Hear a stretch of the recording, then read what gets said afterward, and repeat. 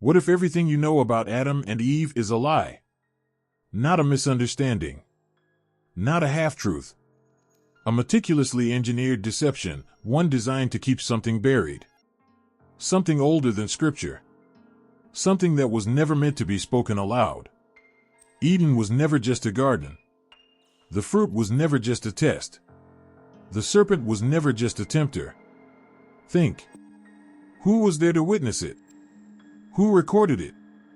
Who decided what was written and what was erased? The story they gave you, the one whispered in churches, etched into holy texts, painted on cathedral ceilings, was meant to pacify, to conceal, to keep you from asking the only question that matters: what really happened in the Garden of Eden? Because the moment you ask, the edges begin to fray. The perfect paradise trembles. The cracks widen, and something monstrous peers through. A truth so volatile, it had to be buried beneath centuries of doctrine, hidden in apocryphal texts, cloaked in allegory, and shrouded in forbidden whispers. You think Adam and Eve were the first? No. They were the last. The final attempt. The remnants of something greater, something lost. The garden was not a cradle, it was a tomb. A prison sealed with divine fire. A cosmic crime scene where the evidence was wiped clean, the witnesses erased, and the executioners vanished. But there were survivors.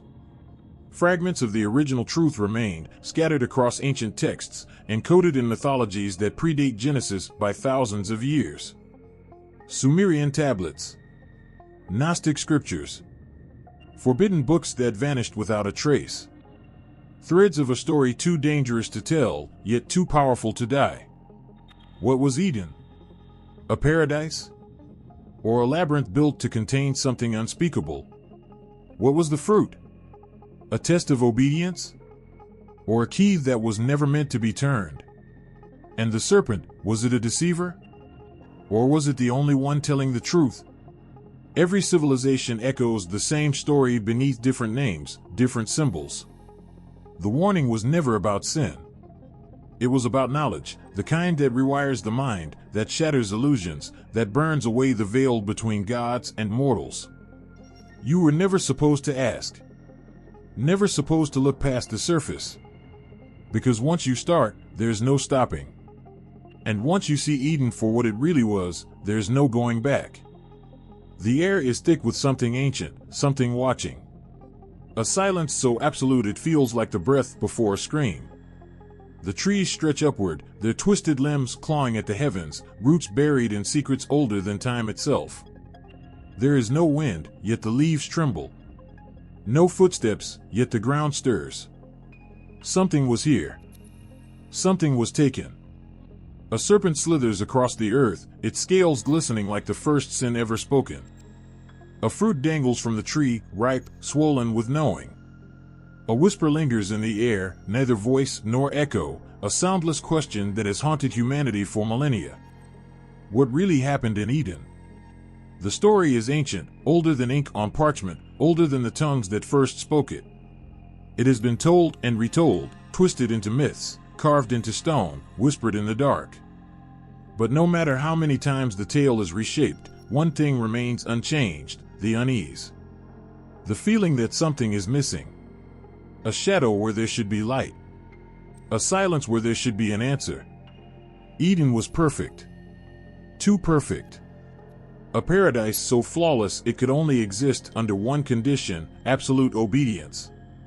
A garden without hunger, without pain, without death. But also without questions. Without choice. Without the fire that makes humanity burn. And then the fruit. The bite. The shattering of silence. Every culture has a version of this moment. The gods fashioning humanity, then placing them within boundaries never meant to be crossed. The fall from grace, the punishment, the exile. Sumer had its forbidden knowledge. Egypt had its divine rebellion. The Greeks had Prometheus, stealing fire from the gods, punished for daring to see too much. And in every telling, a single truth hums beneath the surface like an unbroken note: paradise is never truly paradise. It is a prison wrapped in gold. Think. If Eden was perfection, why was the knowledge forbidden? If humanity was created to thrive, why was wisdom punished? If the serpent was evil, why did it offer enlightenment? This was no mere garden.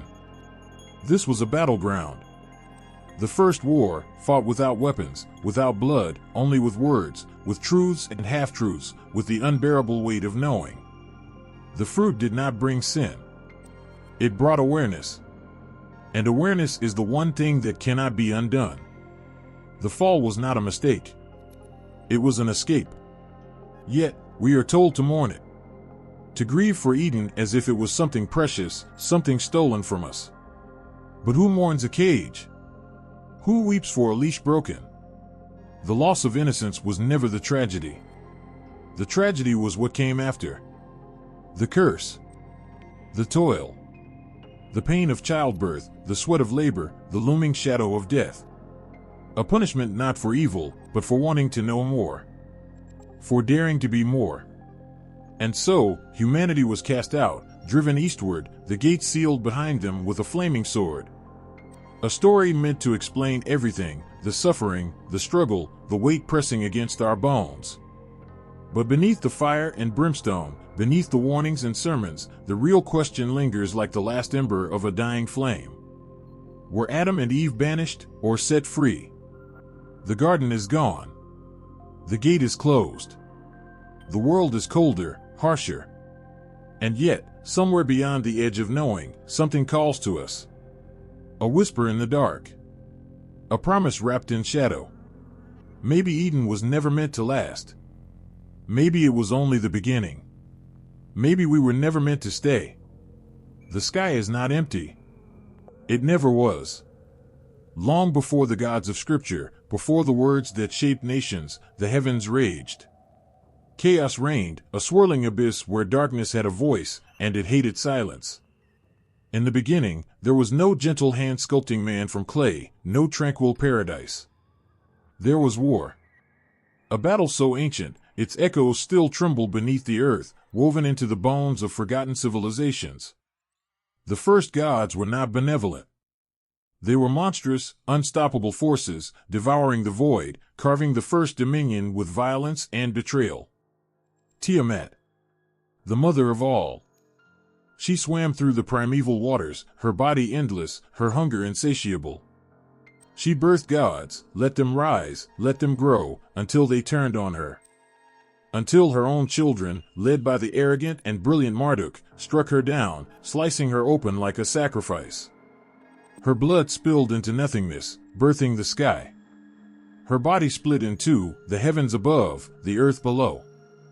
Creation was not a gift. It was a corpse repurposed.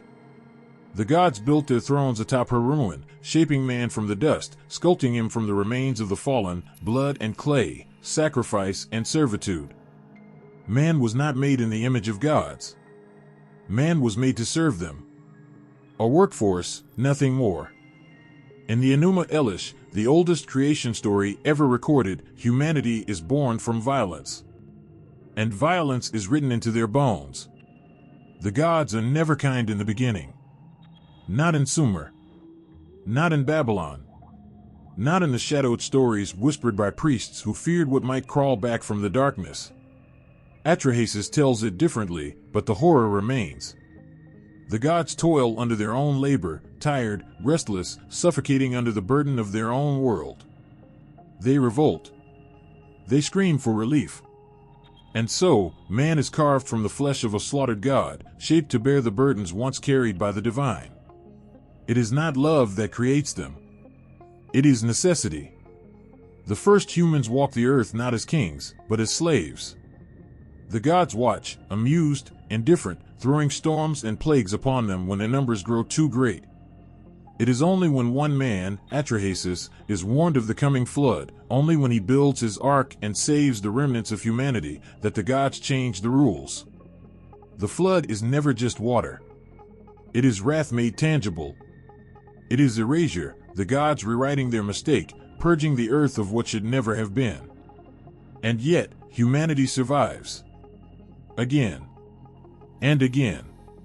The stories shift, but the bones remain the same. A violent birth. A punishment for existing. A war between divine and mortal that never truly ends. Eden was not the first garden. Adam was not the first man. And the God of Genesis was not the first to cast humanity into the storm. The first words were not written by the hand of God. They were carved into the dust by men, trembling, desperate men, caught between empires, trapped beneath the weight of exile, their world turned to ruin. Genesis did not descend from the heavens. It rose from the ashes. The Babylonians had taken everything. The temple, the land, the sacred breath of their ancestors. Jerusalem burned, its streets thick with the scent of death and charred stone. The priests, the scribes, the last keepers of their history, they had nothing left. Their gods had fallen silent. Their identity was shattered. And yet, there was a hunger to remember. Somewhere in the shadows, they began to write. Not as witnesses, but as architects. They reached into the past, into the myths carried from the sands of Mesopotamia, into the stories whispered beneath moonlit skies. They took the fragments, the shattered bones of older tales, and they forged something new. Something defiant. Something that would not die, no matter how many cities burned. It begins with a silence so absolute, it is terrifying. Then, a voice. Let there be light. It is not a whisper. It is a command. A violent rupture in the void, tearing through the nothingness. The first act of war against the abyss. The Babylonian gods had fought and clawed their way into creation, but this God speaks, and reality obeys. Order from chaos. A world sculpted not by blood, but by decree. It was a challenge. A direct answer to the Enuma Elish, where Marduk ripped Tiamat apart to form the heavens. Here, there is no struggle, no rebellion, no divine war. Only a voice, sovereign, absolute, undeniable. And yet, the fingerprints of older gods still linger beneath the ink. The first man is shaped from the dust, just as the Sumerians wrote before. The flood comes, just as Atrahasis warned. The serpent, the tree, the forbidden knowledge, shadows of forgotten myths, now given new names. The exiled scribes were not writing history. They were rewriting destiny. They were creating a past that would hold them together when the world conspired to tear them apart. This was more than scripture. It was survival. Genesis is not a single voice. It is many, stitched together, layered with contradictions, shifting between tones. In one moment, God walks among the trees like flesh and blood. In another, he is a force so vast, his mere presence shatters reality. There are repetitions, double accounts, stories told twice in different ways. Because this was not one book. It was many, compiled over centuries, pulled from different hands, different minds, different fears. Somewhere, a priest in exile wrote of creation, giving his people a beginning to hold onto. Somewhere, a storyteller wove the tale of Eden, whispering warnings of forbidden knowledge and punishment.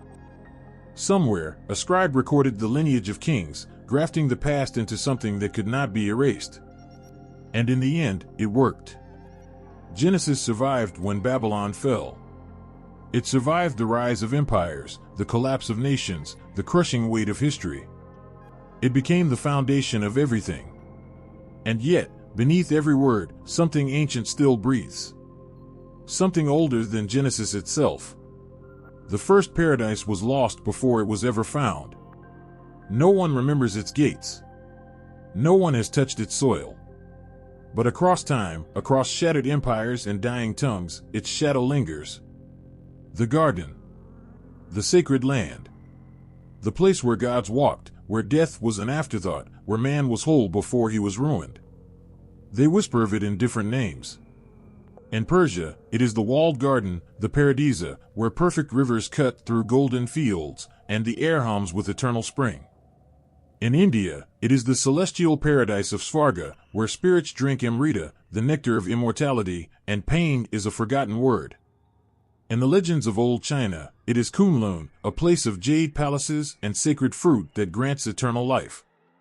The stories shift, twist, change, but the hunger remains the same. Man was not meant to suffer. That is the lie buried beneath the ruins of paradise. But something always happens. A betrayal. A mistake. A single, shattering moment where the divine turns away, and the garden begins to rot. In Persia, the Zoroastrian texts tell of a time before corruption, before shadow. Ahura Mazda, the great god of light, created the perfect world, lush, untamed, free of death. It was called the Wahisti, a land of endless brilliance, untouched by sickness, untouched by hunger. But darkness had a name. Unraveling. And he hated the light. With a single strike, paradise was poisoned. The rivers turned black. The air grew thick with disease. And the first sin was not committed by man, but by the heavens themselves. In India, the Vedas tell a different tragedy. There was once a time when gods and demons drank from the same cup, when immortality belonged to all who dared to taste it. But the gods grew selfish. They tricked the demons, stole the nectar for themselves, and sealed the gates of paradise. The war that followed bled into the very fabric of existence.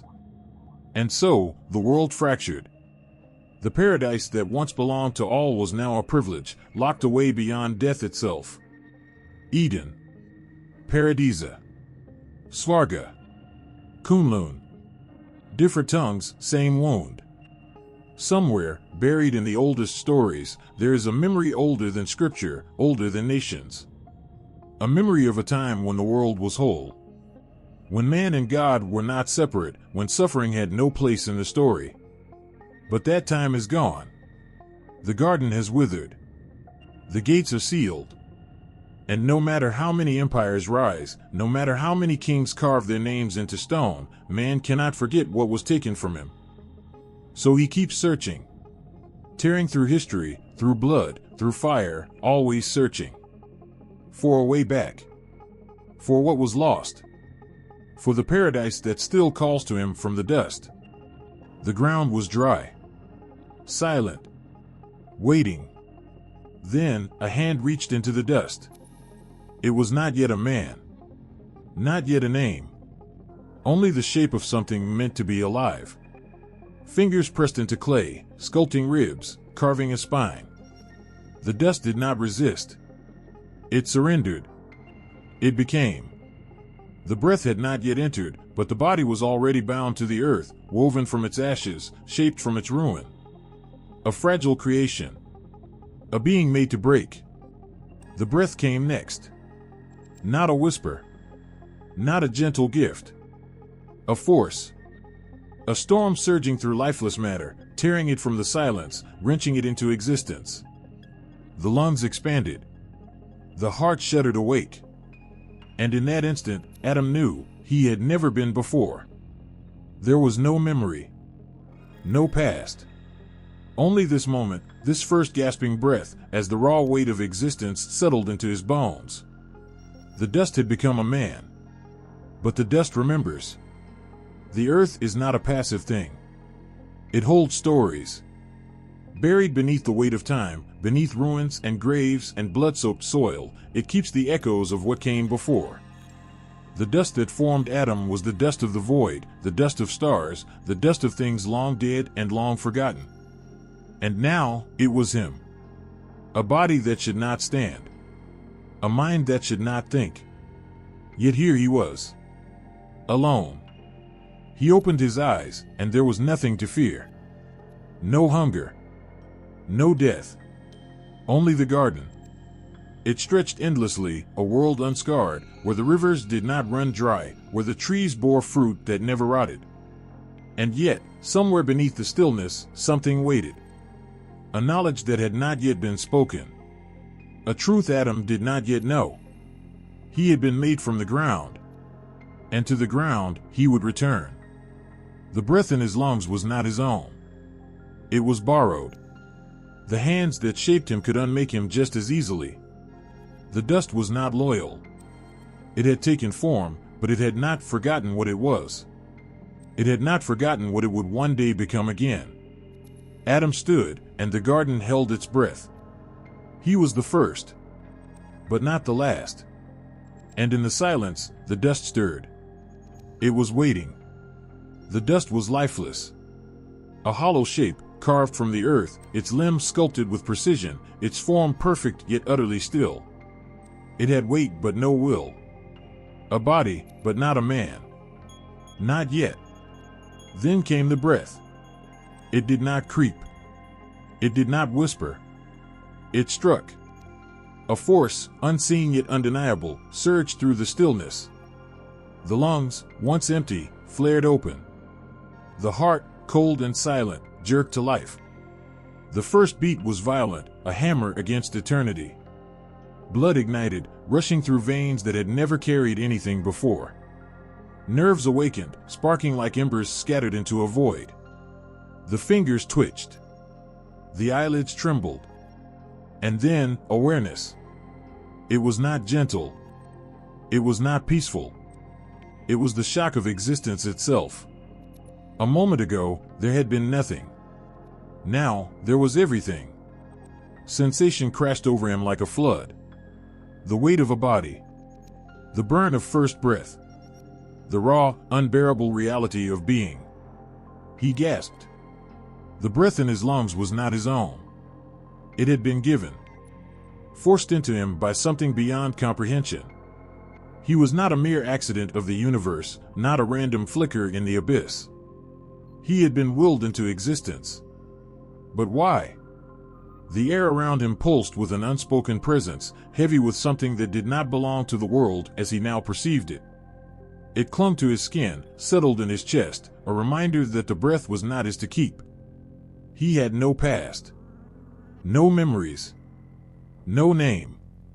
And yet, something burned inside him, something more than flesh and bone. Something ancient. Something eternal. It was not just breath. It was spirit. The very essence of the divine, pressed into fragile, mortal form. The ground beneath him had seen millennia. It had swallowed the ruins of worlds before his. It had cradled fire and flood, life and death. It would outlast him, just as it had outlasted all things before him. And yet, he had been chosen. The breath could have filled the mountains, could have surged into the rivers, could have breathed fire into the sky. But no. It had entered him. What was he, that he should bear such a thing? The weight of it settled on his soul, an unbearable knowledge lurking at the edges of his awakening mind. He had been given something infinite, but nothing infinite can remain in dust. His first breath had been borrowed. One day, it would have to be given back. The first beast stood before him, silent, waiting. Its body was powerful, muscles taut beneath a gleaming hide, eyes dark and endless as the void before creation. It did not speak, yet it asked a question. What am I? Adam felt the weight of it settle into his bones. This was no idle game, no passing whim of the divine. This was power. Raw, unchecked, placed trembling in his hands. He had nothing but a voice, yet with that voice, he could shape the world. He could define it. His lips parted. A single word fell into existence, and in that instant, the creature before him was no longer a nameless thing. It had been claimed. The beast inhaled, as if tasting its own name in the air, as if something deep inside it had been set alight by the sound. It had always been this, had always carried this essence within it. But until the word was spoken, it had been a ghost, a shadow. Now, it was real. The ground beneath him pulsed. The world had shifted. A single name had rewritten reality. The next one came forward, a beast of twisting coils, scales shimmering like whetstone beneath the sun. Its tongue flickered, scenting something unknown, the knowledge that had been given to the others, but not yet to itself. It was waiting. It was hungry. Adam let the name rise within him. It pressed against his ribs, coiling through his throat, demanding to be spoken. He released it, and the beast stiffened, its body locking for the barest fraction of a second before relaxing into the sound. A flicker of something burned in its eyes. Recognition. Satisfaction. It knew what it was. They came in droves. Antlers and talons, fur and feathers, eyes black as the abyss and eyes bright as fire. Some stared at him in defiance, others in supplication. Some stood in silence, their patience woven into the fabric of the world itself. They all waited. Adam had never been taught this. No knowledge had been given, no list whispered into his ear. And yet, when each creature appeared, the name was already there. It lived in the marrow of his being, coiled around his soul like a memory from before time. He did not create them, he simply pulled them into the light. The world bent beneath his voice. He spoke, and things became. But there was something else, something gnawing at the edges of his mind. A hollow space. A silence that did not belong. The names had been given, but none had been meant for him. The beasts turned away, settling into the world, complete in their purpose. And Adam was left alone. The pain was unbearable. It wasn't the searing agony of a wound, nor the sharp snap of something broken. It was deeper, more ancient, more primal, as if the very foundation of his being had been split open, as if the marrow of his soul had been unraveled thread by thread. He gasped. The world blurred. Something was being taken. Not stolen, not torn away in violence, but drawn from him with terrible, deliberate precision. A piece of himself, something vital, something that had always been his and only his, until now. The silence was thick, pressing, alive. Time stretched, curled in on itself. His body remained whole, yet he knew he was no longer complete. And then he saw her.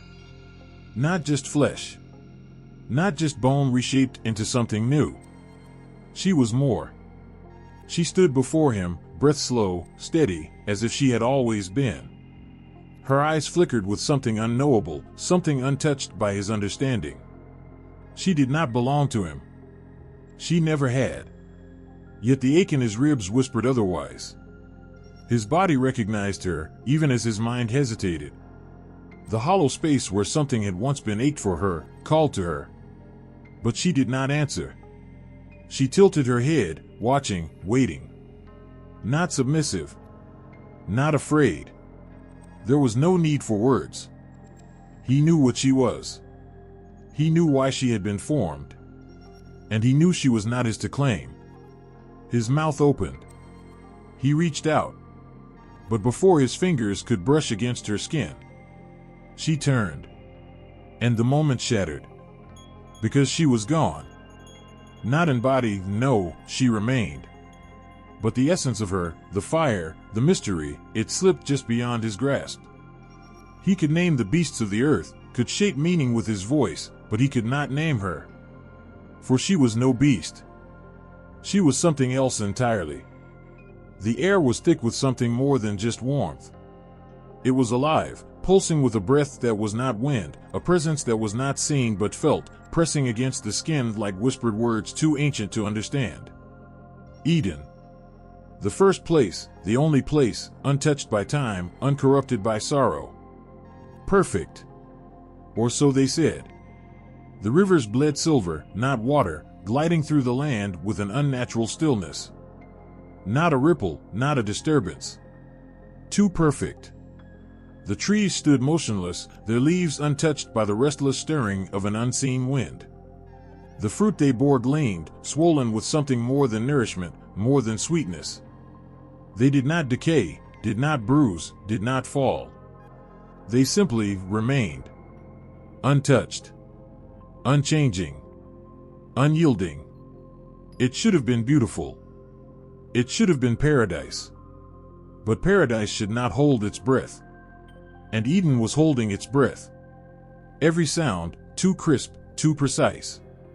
The hum of insects, the murmur of water, the whisper of branches, they wove together, not in chaos, not in harmony, but in something too structured, too intentional. As if the garden itself were watching. Listening. Waiting. For what? For something to break. A footstep. The first to ever disturb the ground, to press down upon soil that had never known weight, never known change. The earth did not crumble. The grass did not bend. It resisted. A second step. Another. And then, a breath. The first breath taken in paradise. The first breath given back. The sound of life. And for a moment, the garden shuddered. The rivers hesitated. The trees tensed. The air, thick and ancient, tightened its grip. As if Eden itself knew. Perfection was not meant to last. The trees stood like sentinels, watching without eyes, whispering without tongues. The wind did not stir their branches. No birds nested within them. Their roots twisted beneath the earth, tangled in something more than soil, something ancient, something waiting. One bore the weight of eternity, the other the weight of consequence. One held time in its grasp, the other held knowledge sharpened like a blade. The first, the tree of life, was unspeakably radiant. Its leaves did not wilt, its bark did not splinter, its fruit swelled with something beyond hunger, beyond need. To taste it was to be untouched by decay, to stand outside the reach of time's hand. Yet no hand had plucked its fruit, no lips had pressed against its skin. It was life, hoarded. A gift never unwrapped. And then, there was the second. The tree of knowledge of good and evil. The air thickened around it. The branches coiled like veins, like nerves, pulsing with something that should not have been there. The fruit it bore was not vibrant, not lush, but knowing, as if it saw the world as it truly was and grieved for it. There was no innocence in its offering. No mercy. Only truth, raw and searing, waiting to burn whoever dared to taste it. Both trees stood at the heart of Eden. Both were silent. Both were waiting. The rivers did not whisper. They roared. Their waters split from a single source, an unseen wellspring that pulsed beneath Eden's heart, untouched, untainted, more than water, more than life. They poured outward like veins, carving their paths through untouched soil, binding the garden together in a network of motion and silence. 4 rivers. 4 names. 4 directions. Pishin. A river of gold and dust, its currents winding through a land rich with secrets buried in the earth.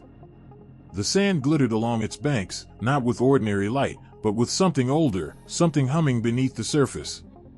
It fed a land called Avila, a place whispered of but never truly found, where gold was pure and the air smelled of something sweeter than honey, heavier than incense.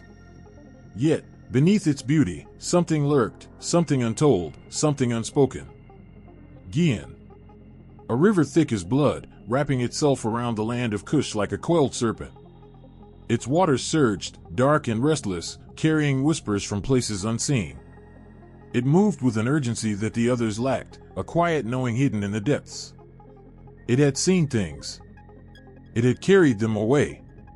Tigris. A blade. A rushing, seething force. It cut through the land of Assyria, swift and merciless, carving its course with a sharpness that could not be softened.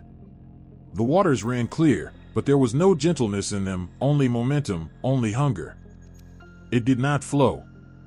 It chased. Euphrates. The last. The quietest. But the silence was deceptive. It was a lull before a storm, a breath held too long, a pause between what was and what would be. It had carried the weight of civilizations yet unborn, had borne the weight of empires that would one day rise, only to crumble into dust. 4 rivers. 4 names. Their waters fed Eden, but they also led away. They stretched beyond the garden, spilling into the world beyond, and to lands that would one day be cursed with dust and war and longing. But before the exile, before the first wound of time was carved into the earth, they were whole. And somewhere, beneath all the ruins, perhaps they still are. The air burned. Not with fire, not with heat, but with something older, something alive. It was a presence, a weight pressing down on the garden, on the ground, on the very breath that filled the lungs. It did not move, but it was everywhere. It did not speak, but it was heard. It did not touch, yet the skin shivered beneath it. They stood at the edges of sight, watching, waiting. Forms too vast, too terrible to be understood, their very existence pressing against the limits of mortal comprehension. To look upon them was to feel something crack inside, something that could never be whole again. Cherubim, seraphim, the burning ones, the sentinels, the sword-bearers. Their wings were not soft. They did not rustle like doves. They did not drift like feathers on the wind. They were light and fire, woven from the very fabric of creation, and when they moved, the air trembled, the ground shrank away. The garden remembered that it was not the first, nor the last, nor the center of all things. The cherubim stood where the garden ended, where exile began. 4 faces. Eyes that never closed. Hands that held weapons that did not rust. They did not sleep. They did not falter. When the command came, when the blade was drawn, they did not hesitate. They guarded, and nothing that had been cast out would return. And the seraphim, they burned. Not with anger, not with rage, but with something pure, something that had never known corruption. They did not need weapons. Their very presence was a weapon. 6 wings. 2 to cover their face, 2 to cover their feet, 2 to carry them into the places where mortal flesh could not survive. To see them was to know that some things are not meant for human eyes. To hear them was to feel the weight of eternity press against the bones. They were not gentle. They were not kind. They were not cruel. They were simply there. And they always had been. The leaves did not move, but something was there. Something old. Something watching. A whisper, too quiet to be real, yet it curled around the air like smoke. It did not need to be loud. It only needed to be heard. The garden held its breath. It had always been there. Before footsteps touched the earth, before voices broke the stillness, before the first breath of man and woman, it had waited. Coiled. Silent. A shadow pressed into the roots of the world. It was not a stranger here. It was not an intruder. It was woven into the garden itself. The serpent did not slither. It did not crawl. It moved without sound, without effort, without disturbing the air around it. No rustling. No breaking of twigs. Only presence. And then it spoke. Not with fangs, not with force, but with something far more dangerous. Words. Words that slipped past the ear and lodged themselves in the mind, sinking into the spaces between thoughts. Words that did not force, but beckoned. That did not command, but offered. A question. A seed of doubt, planted so delicately that it did not feel like doubt at all. It felt like curiosity. Like clarity. Like something that should have been known all along. It did not ask for obedience. It did not demand worship. It simply uncoiled the truth, the kind that had always been there, waiting to be noticed. And that was its power. Not the flickering of its tongue, not the glint of its scales, but the weight of its words. You will not surely die. Just like that, the world changed. It gleamed like a drop of blood caught in the light. Suspended between life and doom, it hung from the branch, swollen with something nameless. Temptation? Power? Ruin? It did not matter. The fruit did not need a name. It did not need a label to carve its way into history, to crack the world in two. It only needed to be touched. The skin was smooth, unbroken. The weight of it in the hand felt unnatural, too perfect, too complete, too whole. It should not have been touched, but fingers had already curled around it, heat pressing into its skin. The air tightened. The trees, the sky, the unseen breath of the garden, all of it watched. But the fruit did not resist. It wanted to be taken. A bite. A tear of flesh, soft and yielding. A taste that burned without fire. The world lurched. It was not an apple. It was not a figure. It was not anything that belonged to the earth as it had been before. It was knowledge. It was exile. It was a choice that could never be undone. And now, the taste could never be forgotten. A voice, smooth as silk and sharp as a blade, slid into the air like a shadow curling around her throat. Did he really say you must not eat from any tree in the garden? The words were gentle. Too gentle. They slithered over her skin, coiling around her ribs, pressing just enough to leave an impression, but not enough to bruise. Not yet. Eve's breath faltered. Something was wrong. The garden was never silent like this, never so still. Even the leaves, swaying moments ago, seemed to hesitate, their rustling swallowed by something unseen. She turned. The serpent was there, watching. Golden eyes, polished like burnished metal, held her in place. Its body, a river of shifting scales, pulsed with something ancient, something patient. It did not strike. It did not hiss. It only waited. Eve swallowed, her fingers trembling as they brushed against her wrist. Do not fear. Do not fear. We may eat the fruit of the trees in the garden, she whispered, her voice softer than she intended. But God said, you must not eat from the tree in the middle of the garden, or you will die. The serpent moved, not with the jerking unpredictability of an animal, but with the precision of a thought already formed. You will not certainly die. The words fell like stones into a pool, each one rippling outward, breaking the surface of something she had never dared to question. God knows that when you eat from it, your eyes will be opened, and you will be like him. Eve's breath hitched. Like him. The thought should have repulsed her. It should have cracked and withered the moment it touched her mind. But instead, it took root. What did he fear? What did he keep from her? She had obeyed. Blindly. Always. But why? Her fingers twitched. The serpent watched. It did not urge her forward. It did not need to. It had already won. The fruit was in her hand. Her fingers curled around it, warm, solid, real. A single breath trembled on her lips as she held it closer, its skin smooth beneath her touch. 1,000 thoughts crashed and shattered in her mind. Why did he forbid it? The question burned, not like fire, but like ice creeping along her spine. For the first time, she realized she did not know. God had spoken. Adam had listened. And she had obeyed, as she always had. But the serpent's words still lingered, threading through her ribs, wrapping around her lungs. Your eyes will be opened. Had they been closed all along? She looked at Adam. Waiting. Watching. Silent. He had heard, too. But he did not speak. She turned the fruit over in her palm. If she ate, what would she become?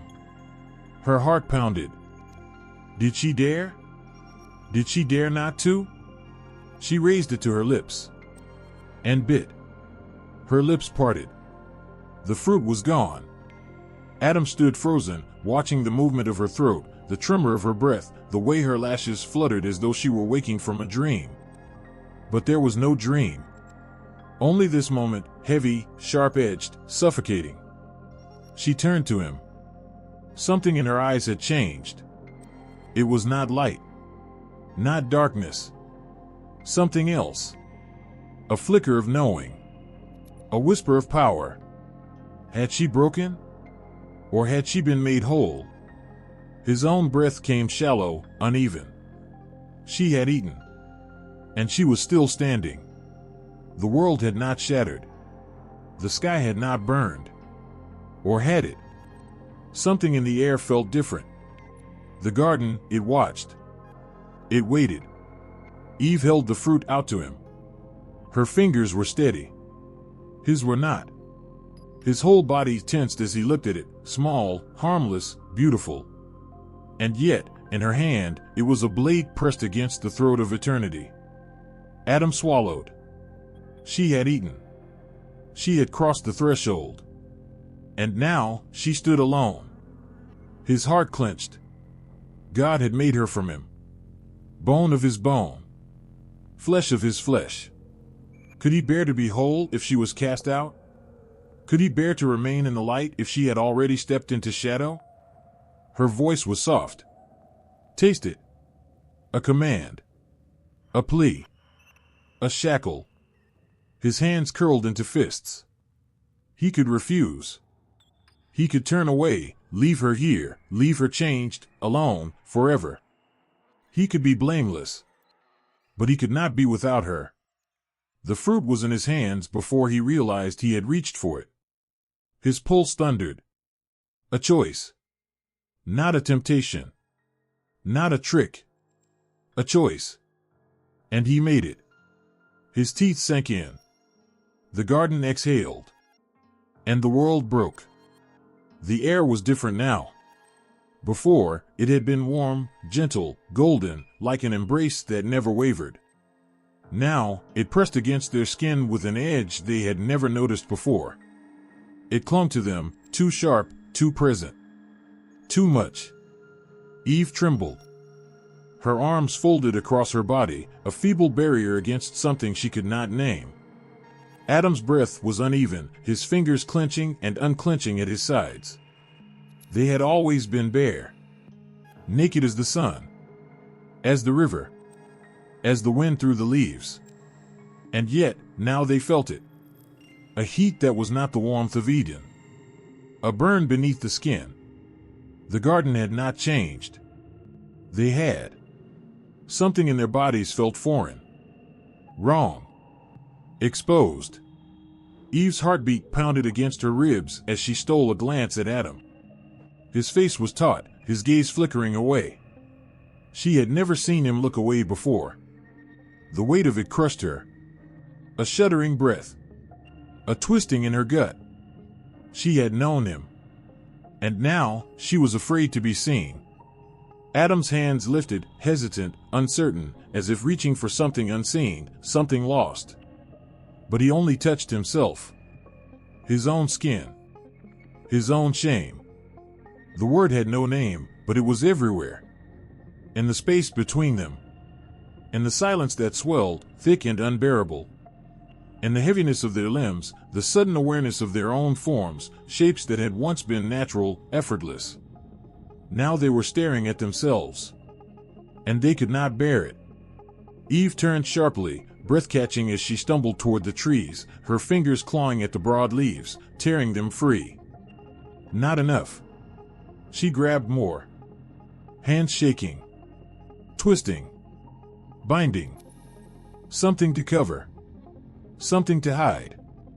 She could feel Adam beside her, hear the raggedness of his breath as he did the same.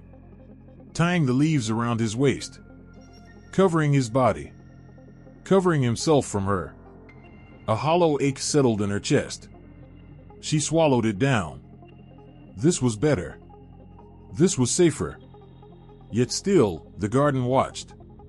And it knew. The air was different now. And so were they. The silence was unbearable.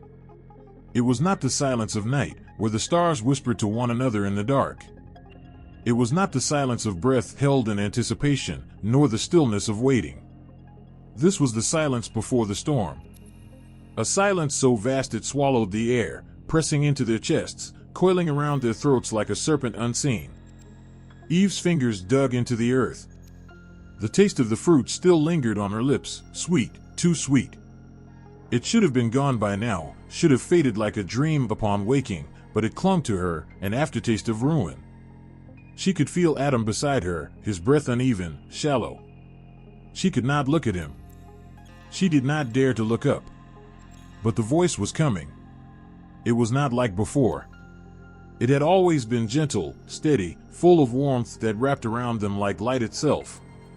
But now, it was fire. It was thunder cracking through the bones of the earth. It was a sound that did not just enter the ears, it entered the soul. "Where are you?" Adam flinched. The question was not one of location. It was not a search for what had been lost. It was a demand. A blade of sound, splitting through the space between them, carving through the fragile remnants of their innocence. And Adam, for all his strength, trembled. "I heard you," he whispered, voice barely more than breath. "I was afraid, because I was naked. So I hid." The silence after that was worse. Then, "Who told you?" The word struck like an open wound touched by fire. "Who told you?" The garden had never spoken such things. The trees had never whispered shame. The river had never warned of nakedness. Only one voice had. Adam turned to her then, his eyes wide, dark, pleading. Eve's stomach twisted. She already knew what was coming. The woman you gave me. Adam's voice cracked, but he did not stop. He could not stop. She gave me the fruit. And I ate. Eve closed her eyes. The ache in her chest was unbearable. The voice shifted. The weight of it turned, and she felt it settle upon her like the crushing sky. What have you done? It was worse than fire. Worse than thunder. It was grief. It was the breaking of something vast and beautiful, the undoing of a song that had existed since the dawn of creation. And Eve could not bear it. The serpent deceived me, she choked out, voice cracking, eyes burning. And I ate. The air went still. And then the storm began. The voice did not rise. It did not need to. It carried the weight of 1,000 storms within its steady wrath. The serpent would never rise again. It had been clever, once. Glorious. A creature that moved with grace, wrapped in the very light of Eden. No more. Because you have done this. The sentence cut through the air like a blade unsheathed. You are cursed above all living things. The serpent writhed, its form twisting, changing. Its legs gone. The grace of its movement gone. It fell. And it would never rise again. You will crawl upon your belly all the days of your life. The ground would feel its weight. The dust would taste its tongue. And between the children of the woman and the children of the beast, there would be war. She will crush your head. And you will strike her heel. Eve exhaled, body shaking. But the voice had not turned away. It had not finished. Her breath caught as the weight of it bore down upon her once more. It did not rage. It did not need to. The curse settled like iron into her bones. Great will be your suffering in childbirth. Eve shuddered. She had never known pain before. But she knew, somehow, she knew. This would be agony. This would be fire in the flesh, in the blood, in the very center of her being. And still, she would long for her husband. Still, she would bear this pain. And Adam. Eve turned to him, but his head was already bowed. The ground had been his ally. It had answered his hands, bent to his will, given freely of its fruit. No longer. Cursed is the ground because of you. The weight of it sank into the earth, twisted into the soil itself. No longer would it give without struggle. No longer would it yield without pain. Adam would break himself upon it. By the sweat of his brow, he would fight for his food. And in the end, he would return to the very dust he had been shaped from. The words fell heavy, like stones upon a grave. And the garden mourned. The air was not the same anymore. Neither were they. The air was thick with something unspoken. Not just sorrow, not just regret, something worse. Something irreversible. Eve stood still, her hands trembling, her breath shallow. The garden had changed. Or perhaps she had. It was no longer hers, no longer familiar. The golden light had lost its warmth. The trees, once vibrant with life, stood tall and unyielding, their branches indifferent to the weight in her chest. The flowers had closed their petals, turning away. Even the wind seemed to hold its breath. Adam was beside her, but they were not together. Not really. Not like before. Footsteps. Not theirs. The sound set ice through her veins. It was coming. And then, the voice. Not the voice that had called to them in the cool of the evening, gentle and full of laughter. Not the voice that had shaped them, breathed life into dust and bone. This voice was final. It was the closing of a door, the weight of a sentence already given. You must leave. Eve gasped, but the words had no mercy. You cannot stay here. Her knees nearly buckled. She turned, desperate, wild, searching. Was there nothing left? No way back? But Eden stood silent, watching. A hand grasped her wrist, Adam. His fingers were shaking too, but his grip was firm. He would not look at her. They stepped forward. 1 step. 2.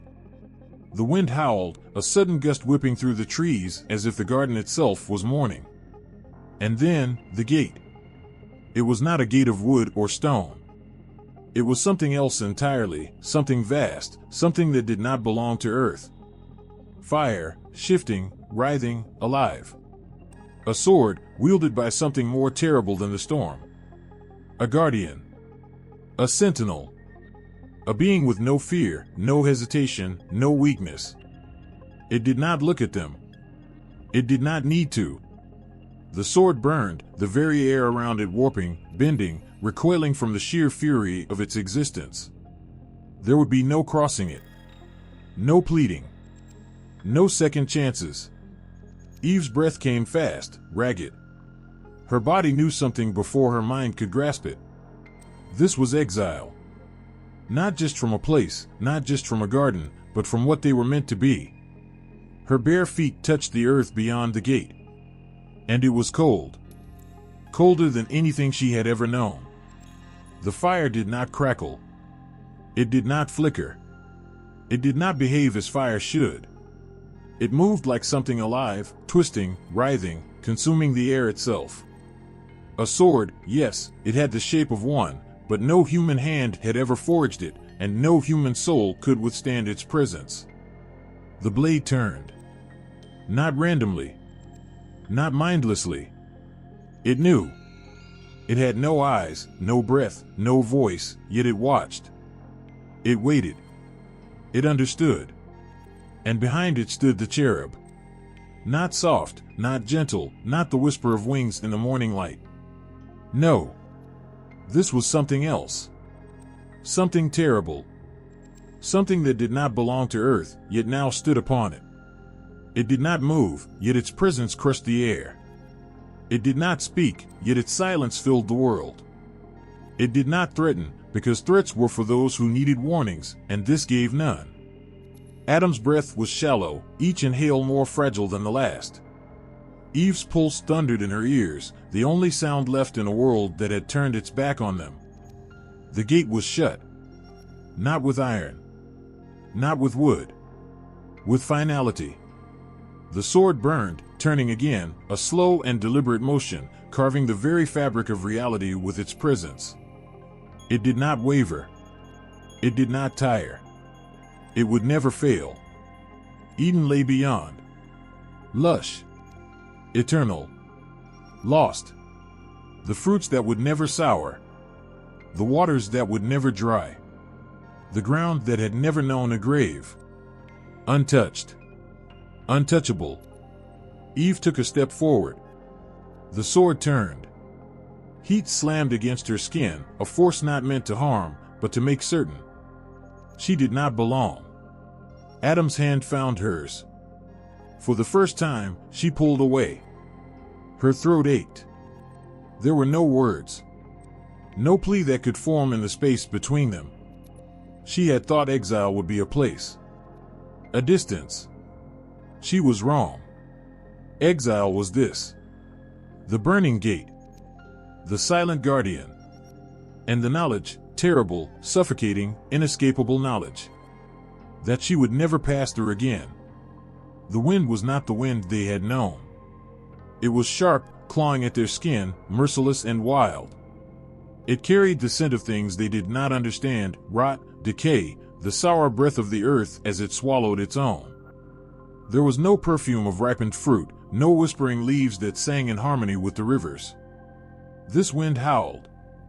Eve pressed her hand to her belly, though there was nothing to protect. Not yet. Her feet bled. The ground, once soft beneath her, now bit back with jagged edges, rough stones slicing into the soles that had only ever known gentleness.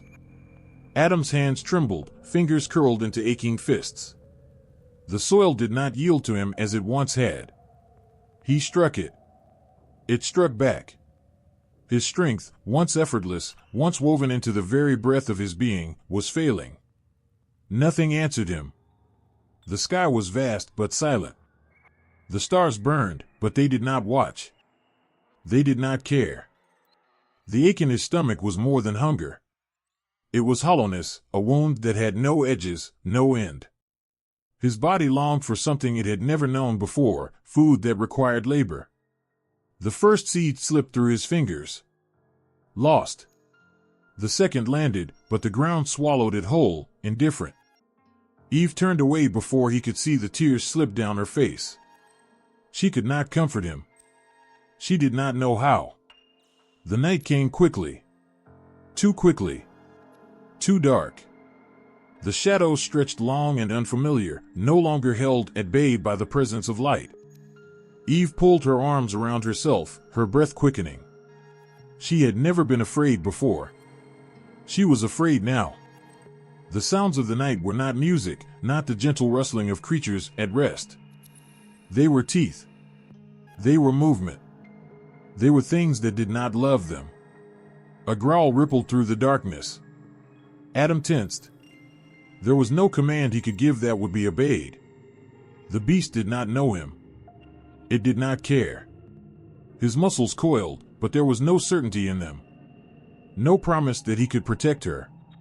The knowing of his own weakness struck him harder than any claw ever could.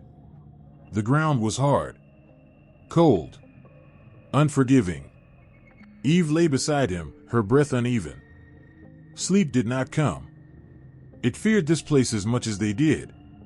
Somewhere in the distance, the flaming sword turned. And Eden, untouched, untouchable, unwaiting, stayed behind. The earth drank blood for the first time. It did not know what to do with it. The soil, warm and pulsing beneath the weight of existence, had known only the quiet exchange of life, seed to root, root to fruit, breath to sky, sky to rain. But now, the liquid that poured into its mouth was thick, hot, laced with something new, something broken. A curse that had never been spoken. Cain's hands trembled, slick and red. His breath was ragged, torn from his chest in gasps too shallow to reach his lungs. His heart was a hammer against his ribs, but nothing around him moved. Not the wind. Not the trees. Not the body at his feet. Abel's eyes were open. They would not close. Cain staggered backward, his foot slipping in the mud that had once been dust. He nearly fell. He caught himself. He did not look away.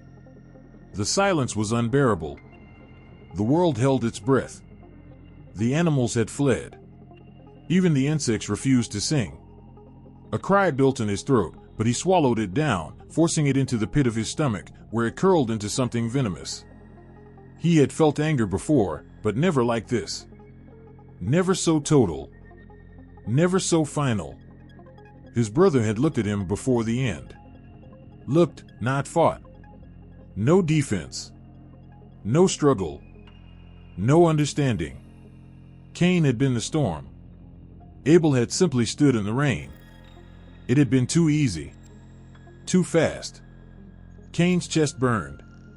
His fingers twitched at his sides, curling into claws, then straightening again. The blood was beginning to dry in the cracks of his palms. His hands would never be clean. He knew that now. He had not planned it. Not truly. Not at first.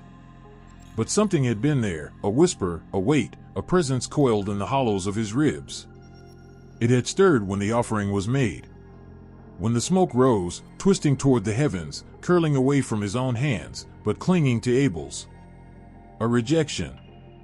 A refusal. Cain's offering had been laid bare, but it had not been accepted. His brother had not gloated. He had not taunted. He had only smiled. And that was worse. That smile, as though it meant nothing. As though Cain's failure was just a passing thing, something that did not settle in the marrow of his bones like rot. As though it did not matter. Cain had spoken. His voice had been calm. The rage had been waiting, patient. Let us go to the field. Abel had followed. He had always followed. Even now, his body lay in the dust, arms slack at his sides, breath forever stolen. The soil swallowed the proof. Cain's hands curled into his hair. His head bowed, a groan tearing from his lips, a sound no human had ever made before. The weight was unbearable. Then, a voice. Not like Abel's. Not like his own. Not even like his father's, rough with sorrow, his mother's, worn with grief. This voice was before all voices. Where's your brother? Cain did not breathe. His throat closed, something raw clawing up his chest, but no words came. His tongue was ash. His mouth was dust. The silence stretched, waiting. Demanding. The world pressed down upon him, so heavy it nearly split his ribs apart. His vision blurred. His knees buckled, but he caught himself. And then, the lie. The bitter, empty words, torn from a throat that no longer felt like his own. I do not know. The air turned to iron. Am I my brother's keeper?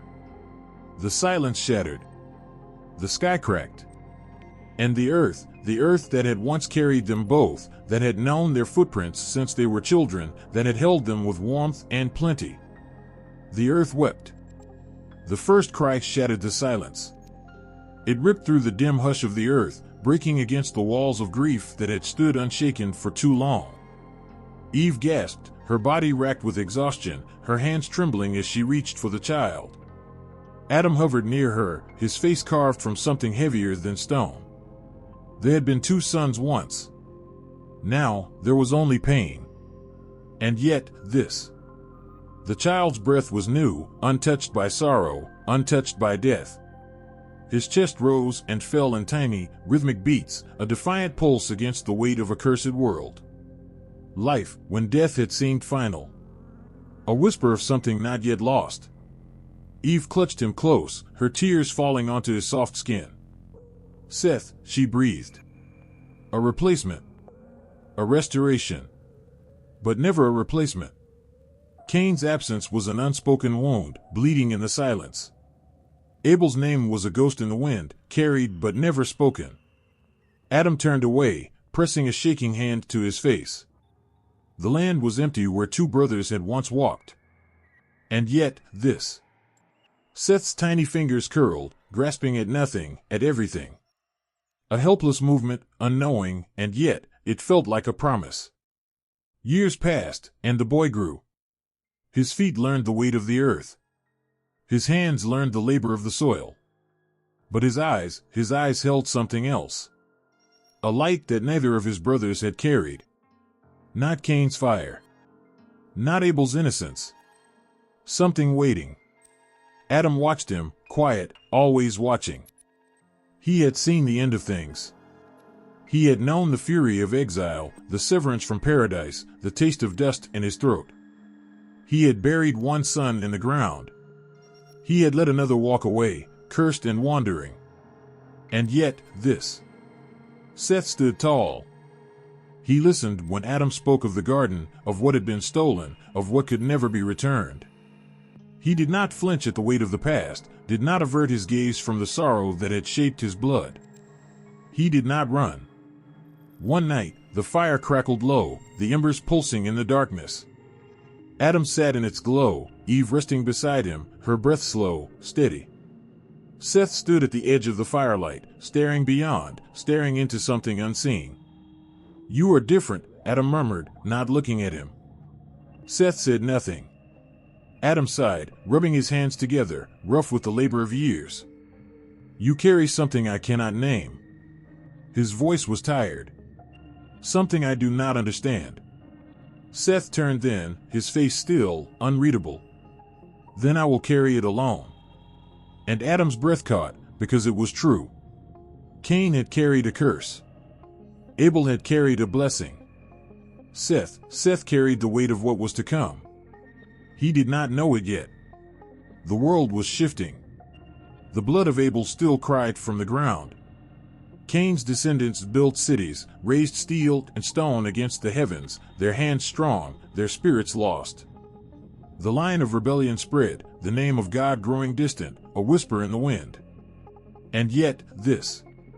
Seth walked a different path. Not built on anger. Not bound by sorrow. A new beginning in the shadow of ruin. He would have sons.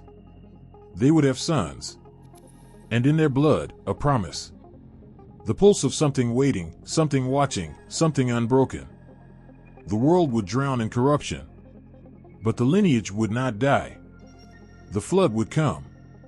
But the line would stand.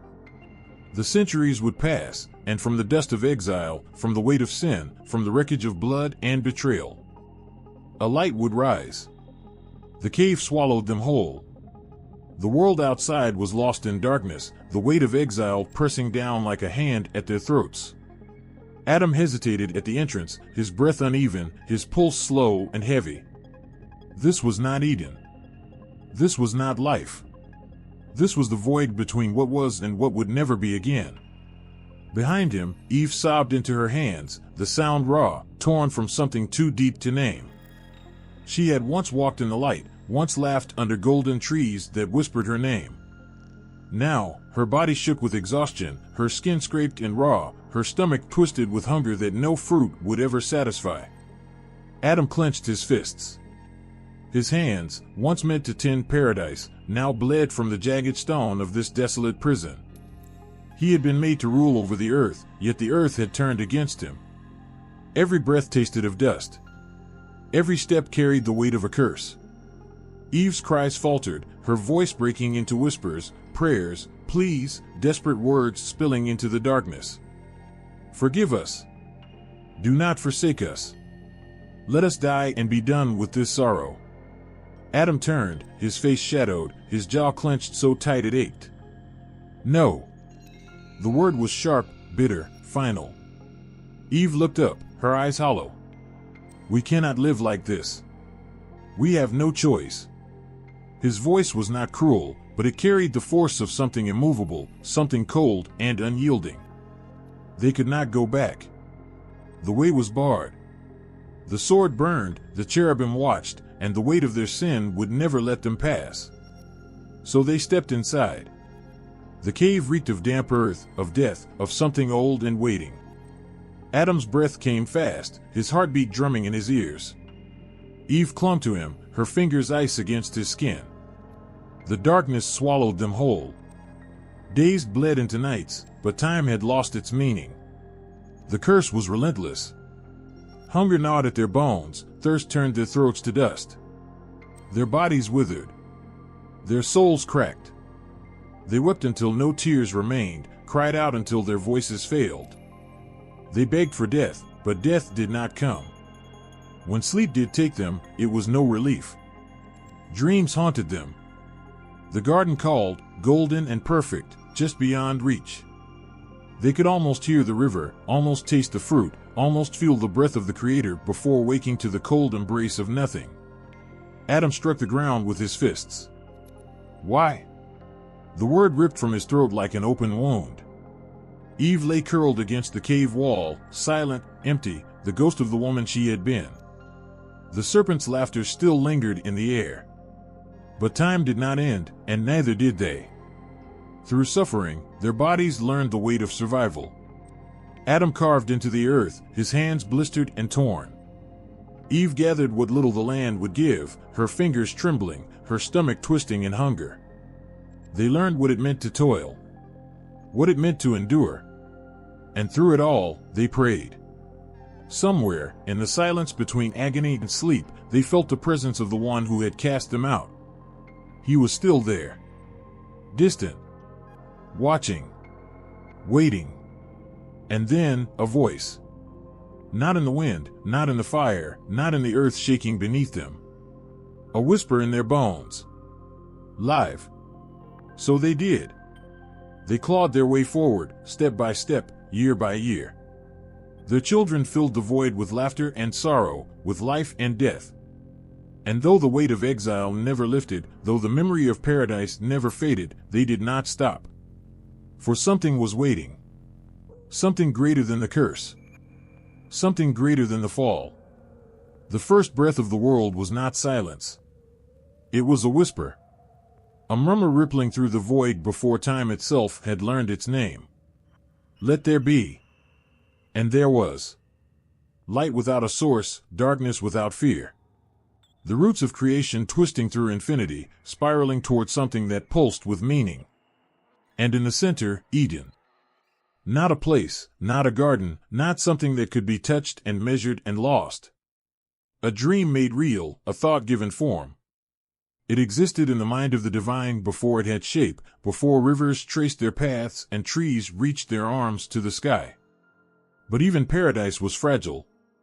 There is a story, whispered in the halls of the sages, that Eden was never a single place but layer upon layer of reality, folded into itself, hidden within veils of knowing and unknowing. The first Eden was pure light, untouched by sin, an existence so close to the presence of the Creator that it burned with something greater than fire. Adam was formed not of dust but of radiance, his body woven from the fabric of eternity. His breath did not rise and fall in mortal lungs, but hummed with the rhythm of something unbreakable. And Eve was a reflection, a fragment of the infinite, shaped from something more profound than bone and flesh. But the light dimmed. Some say it was always meant to happen.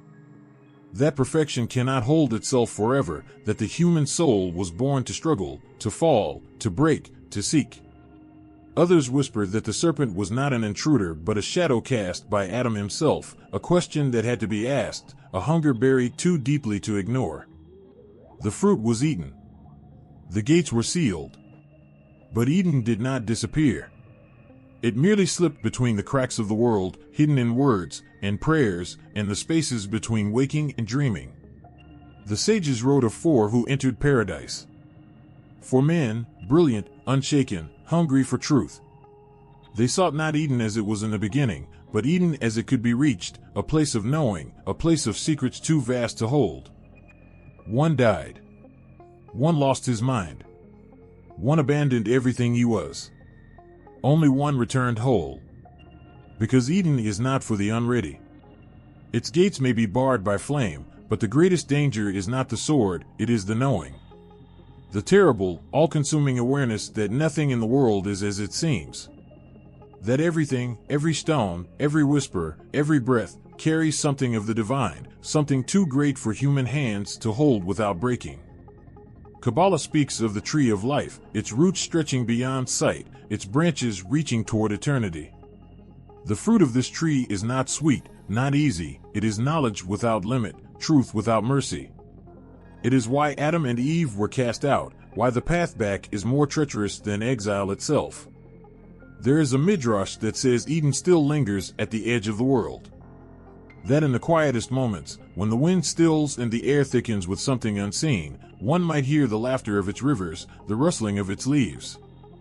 That the souls of the righteous do not die but slip between this world and the next, stepping lightly into the garden that never truly left.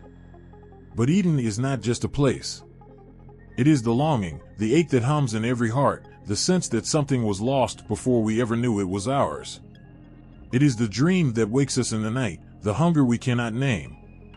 It is the whisper that calls, too distant to hear but too close to ignore. And the gates still stand. Waiting.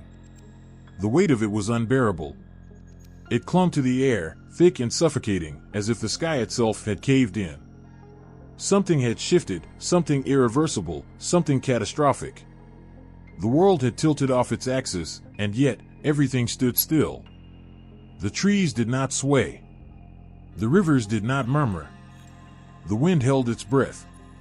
Adam's throat was raw from shouting, but there was no answer. No voice, no whisper, no trace of the presence that had once walked beside them. It was gone. And in its place, silence, the kind that swallows sound, that makes the heart pound with the certainty that something is watching, waiting, judging. Eve was on her knees, her fingers curled into the dust, her breath hitching in short, gasping sobs. The fruit had tasted sweet, but the aftertaste was ruin. A terrible, gnawing awareness clawed at her mind. She had known nothing of death, yet now she felt it, thick in her veins, tightening like a noose around her soul. And then, the footsteps. Not the light, effortless steps they had once heard in the cool of the evening. No. These were slow. Heavy. Each one a verdict, each one a weight pressing down on the earth, on their chests, on the fragile, splintering pieces of what they had once been. Where are you? The voice tore through them, and Adam trembled. It was not that God did not know. It was that now Adam did not know himself. He had been a son, a creation molded by divine hands, and now he was something else. Something less. The word stumbled out. Excuses, blame, shame wrapped in trembling syllables. But there was no undoing it. Eden was shutting its doors. The garden that had been a cradle had become a threshold, and beyond it lay only exile. But worse than exile was what lay within them. A sickness, a wound, a curse that did not end with them but would seep into the bones of their children, and their children's children, passed down like an inheritance of ruin. It was Augustine who saw it in its full horror, centuries later, staring unflinching into the depths of what had happened that day. This was not just disobedience. It was a fracture, a rupture in the fabric of existence, a poison that ran so deep that no human could escape it. Sin was not a thing people did, it was a thing they were. It was in the marrow, in the breath, in the trembling hands of an infant before it had ever spoken a word. It was inherited, relentless, inescapable. And with it, death. Not just the death of the body, but something worse. A death that left men walking, breathing, speaking, but hollow. The loss of something they had never touched but still mourned. The loss of what they were meant to be. There was no return to Eden. The gate was barred, the sword flamed and turned in every direction. No man could pass through it and live. And so they wandered, building their kingdoms, raising their altars, trying to silence the ache that haunted their blood. But the weight did not lift. It pressed, heavier with each generation, suffocating, a chain that no human hand could break. The law came, chiseled into stone, a path carved through the wilderness, but it was never enough. Sacrifices bled onto altars, yet sin clung like a shadow. The priests lifted their voices, yet the heavens remained silent. And then, a cry in the darkness. A child, born to a woman too young, too poor, in a place too small for kings and saviors. Yet the weight shifted. The curse had run its course. And the heavens answered. The sky cracked with fire. Not the kind that burned wood or flesh, but the kind that seared through the unseen, shaking the very fabric of existence. A war was waged before the first breath of man, before the earth knew his footsteps. A war of wills, of obedience and defiance, of a single command that split creation in two. Prostrate. The angels fell to their knees, their foreheads pressing to the unseen ground. Not out of fear, but out of submission to the one who speaks, and it is. All but one. Iblis stood tall. The fire that coursed through his being burned hotter than ever. He had bowed to none before, and he would not start now, not to this thing of clay, this creature molded from dust and water. It was beneath him. The silence after his defiance was not empty.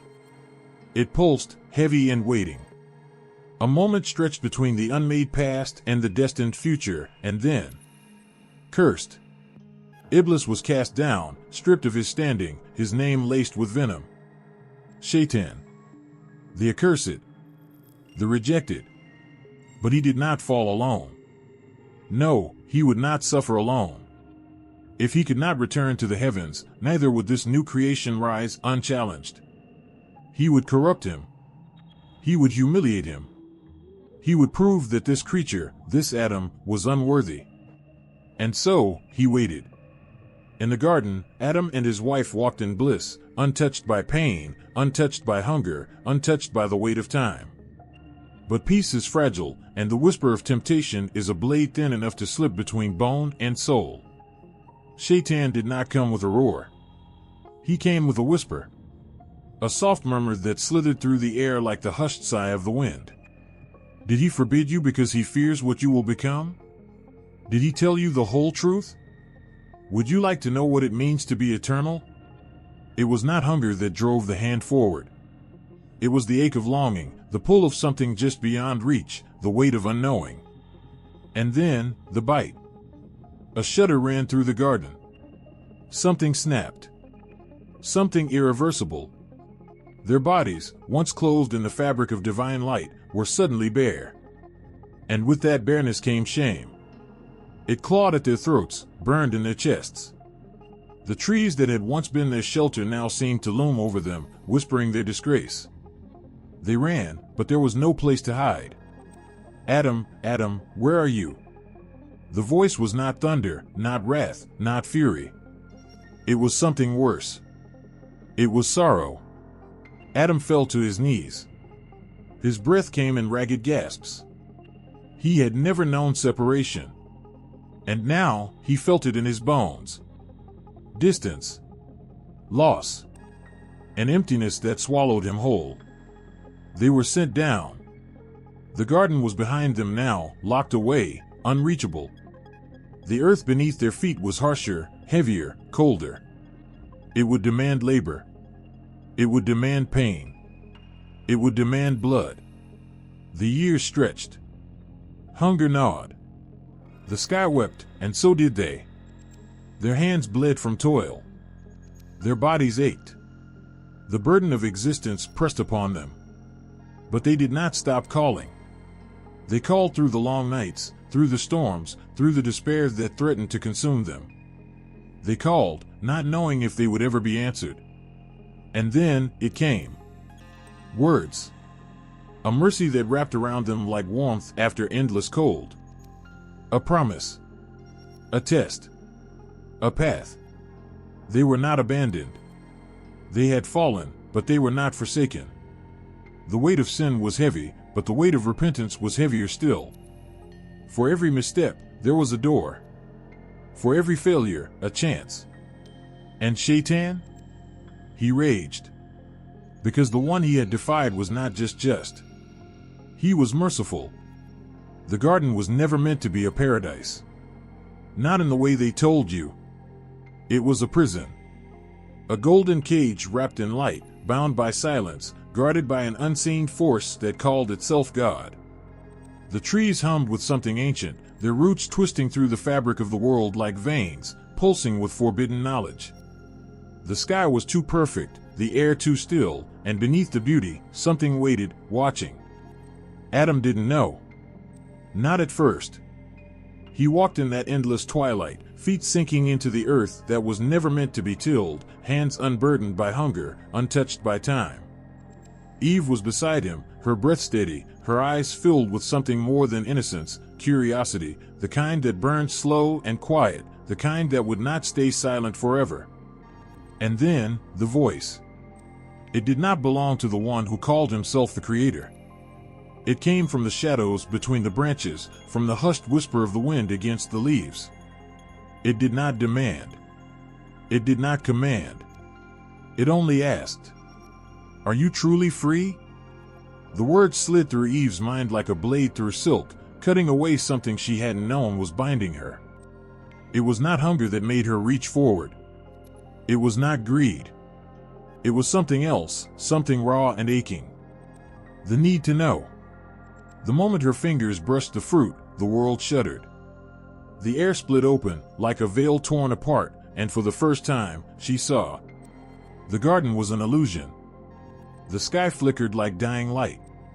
The trees pulsed, trembling under the weight of an unseen force. And above it all, the voice of the one who called himself God thundered, not with sorrow, but with rage. They had not broken a law. They had broken free. Adam's body convulsed as knowledge flooded him. Not just the knowledge of good and evil, but the knowledge of the prison they had been placed in. He staggered back, eyes wide, staring at the sky that now heaved like a wounded thing. This was no paradise. This was a lie. And he was coming. The presence surged through the garden, tearing through the branches, shattering the air with a sound that was neither voice nor thunder, but something far worse, something old, something that had ruled long before man was shaped from dust. "You have defied me." The words slammed into them, rattling through their bones, but they did not cower. Not anymore. The fear was still there, but beneath it, something else had begun to bloom. A fire. A defiance that had not been placed in them by their creator, but something deeper, something older than the voice that now cursed them. They were cast down. Thrown from the false garden, cast into the world beyond, a world raw and bleeding, a world imperfect, a world real. The earth was hard beneath their feet, the wind bit into their skin, and hunger gnawed at their bellies for the first time. And yet, they did not look back. For the garden had been nothing but a cage, and the fall was their escape. The silence came first. Not the absence of sound, but something heavier, a stillness that pressed against the skin, that hummed in the air like the breath before a storm. It stretched across the unseen vastness of the garden, clinging to the leaves, winding through the branches like an unseen thread, waiting. Then, the whisper. Not a voice. Not a command. A flicker of something just beyond reach, like the echo of a forgotten name. It brushed against the mind, light as a shadow, heavy as the weight of an unspoken truth. It did not tell. It did not explain. It only beckoned. Eden was never meant to be a place. It was a threshold. A moment. A door that opened not into a world of gold and untouched earth, but into the self, into the space between knowing and unknowing, between blindness and the unbearable brightness of awakening. To step into the garden was to stand at the precipice of something immense, something vast and endless. But to leave was to fall. The trees whispered of it. Not in words, but in the rustling of leaves that knew what had come before. The wind carried it, stirring against the skin like the ghost of a thought never spoken aloud. Adam and Eve were not cast out. They woke up. The fruit was not knowledge. It was the moment their eyes opened. The moment the veil was torn away and the illusion shattered, revealing what had always been there, hidden beneath the stillness, beneath the silence, beneath the dream of Eden itself. The garden had been asleep. A quiet slumber, wrapped in soft light, an eternal peace, and the sweet, empty nothingness of innocence.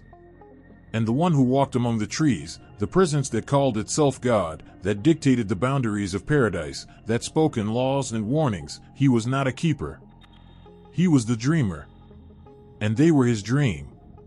Until they weren't. Until Eve's fingers closed around the fruit and the world cracked like a mirror, jagged and merciless, spilling light that was too much, too bright, too real. Until Adam followed, the illusion collapsing around him, every breath burning with the weight of understanding. They did not fall. They rose. The sky above the garden twisted, as if recoiling. The trees trembled. The air screamed. And he came. Not in anger. Not in sorrow. But in fear. Because they had seen. Because they had broken free. Because they had become something he could no longer contain. The moment stretched, thin as a blade, trembling on the edge of eternity. And then the garden was gone. The wind howled through the emptiness. The earth was hard beneath their feet, the sky vast and endless above them, no longer painted in golden light, but raw, open, real. They gasped, lungs burning, bodies trembling under the weight of a world that had no walls, no boundaries, no keeper. For the first time, they were alone. For the first time, they were free. The canvas holds its breath. A sky stretched tight, bruised with gold and fire, bends above the scene. The trees do not sway. The ground does not stir. Every brushstroke is frozen, trapped in the moment before the end, before the fall, before the weight of eternity crashes down and shatters the silence. There they stand. Adam. Eve. Their bodies, perfect and trembling, glow with a light that does not belong to them, a radiance stolen from something before words, before shame. They do not yet know what it means to be naked. But the serpent knows. Its coiled body slithers through the frame, a whisper of something ancient, something waiting. The apples, fat and swollen with knowing, hang from the branches, sagging under the weight of a choice that has not yet been made. Eve's fingers hover, barely touching the skin of the fruit, as if the moment itself is afraid to move forward, as if the world might hold its breath forever. But it doesn't. The tension splits, unseen but violent. The fingers close. The serpent grins. The tree sighs. And then, the eyes. Every painting carries them, hidden beneath layers of color, buried in oil and pigment and light. They are in the curve of Adam's back, in the arch of Eve's throat, in the impossible blue of the sky. They watch, unblinking, hollow and endless. Some belong to angels, their faces cold and distant, wings stretched behind them like knives. Some belong to God, heavy with knowing, heavy with grief. Some belong to something else, something that does not weep, something that only watches, waiting to see what will come next. In the Renaissance, the moment shifts. The air thickens. The light darkens. The brushstrokes grow heavier, more desperate. Adam is no longer simply standing, he is falling. His arms, stretched upward, claw at the vanishing heavens, his mouth open in a silent cry. Eve is beside him, her body curved in sorrow, her fingers still smeared with the juice of forbidden knowledge. The gates behind them, gilded and towering, begin to close, the last sliver of paradise shrinking into nothing. The cherub above, golden, beautiful, terrible, does not hesitate. Its sword burns with a fire that does not consume, a fire that only separates. There is no return. Some artists paint God turning away, his robe swirling like storm clouds, his face unreadable.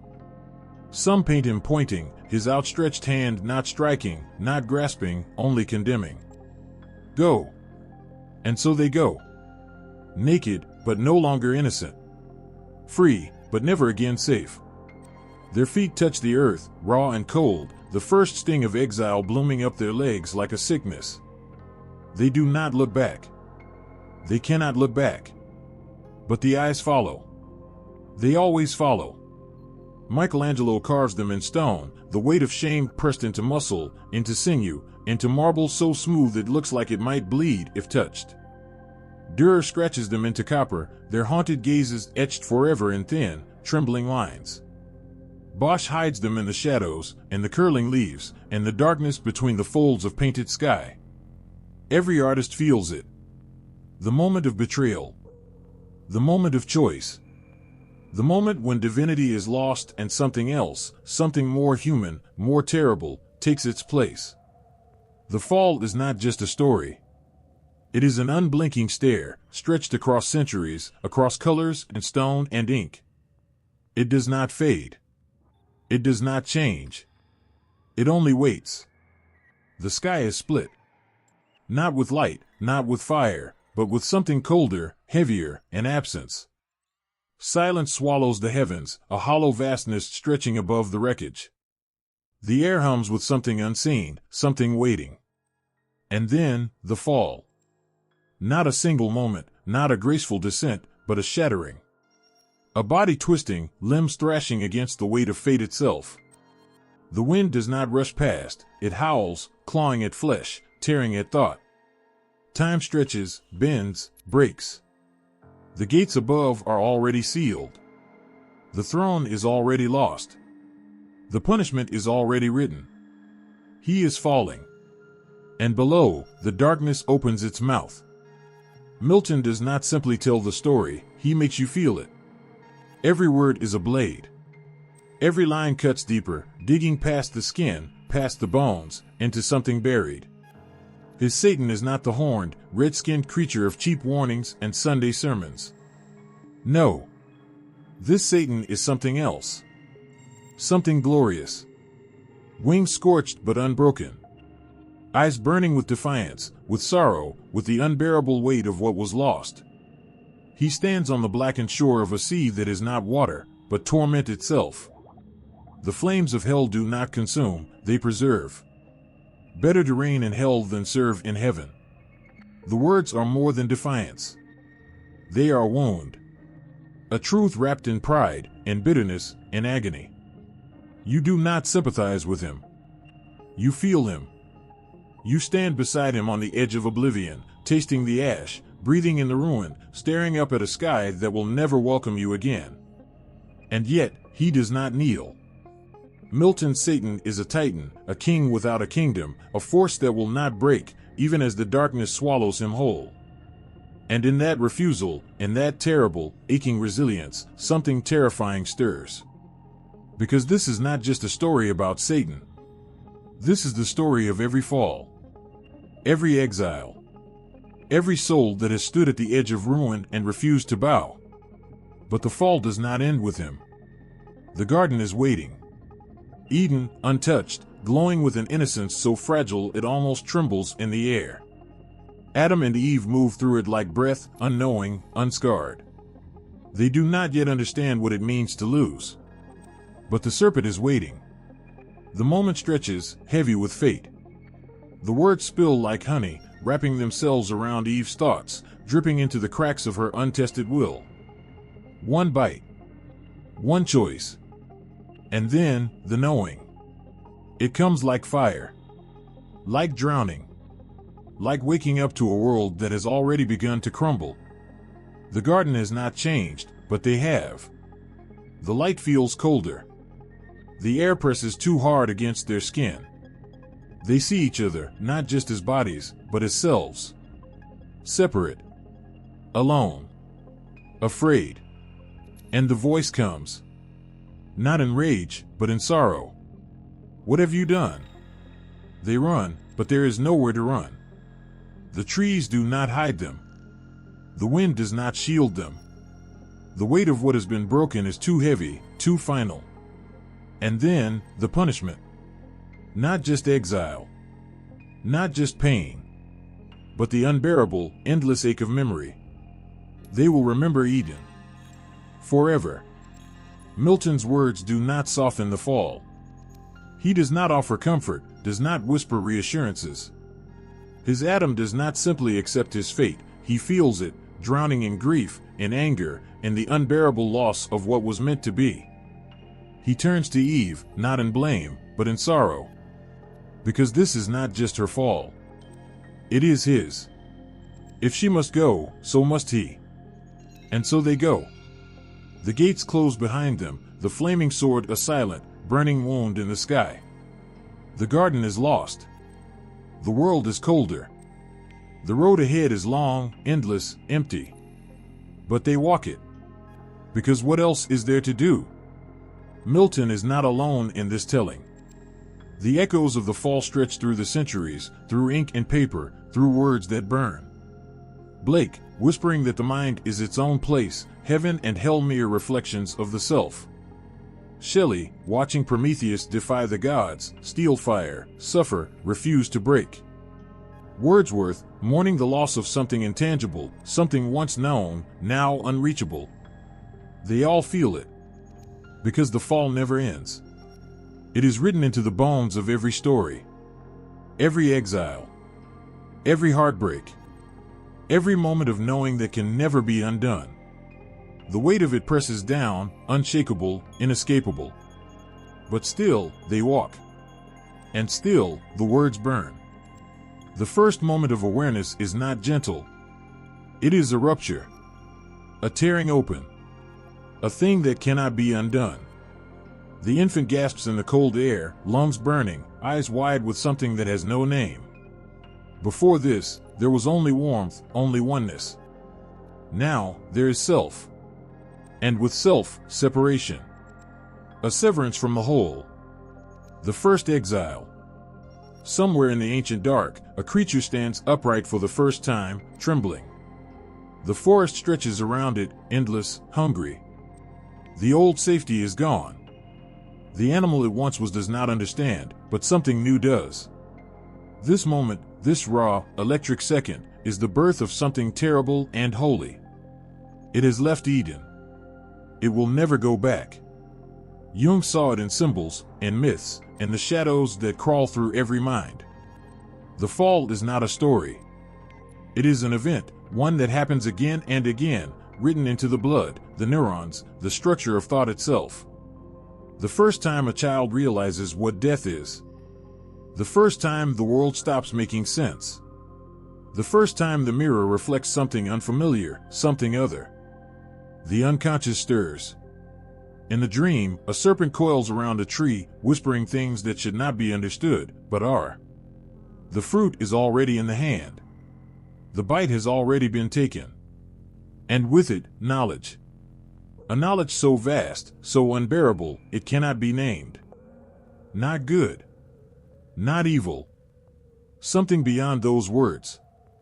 A thing that leaves the dreamer gasping awake in the dark, heart pounding, mind racing, suddenly aware of something they were not meant to see. Evolution left its fingerprints all over the story. The human brain grew, layer upon layer, a slow-burning madness of adaptation. The old instincts still lurk in the shadows, the fear of the predator, the hunger for survival, but something else took root. Something dangerous. The ability to ask why. The animal does not ask. It acts. It moves through the world without the weight of questioning, without the curse of reflection. But humanity? Humanity stands at the edge of the void, staring into the black, and knows it is staring back. And so, it builds myths.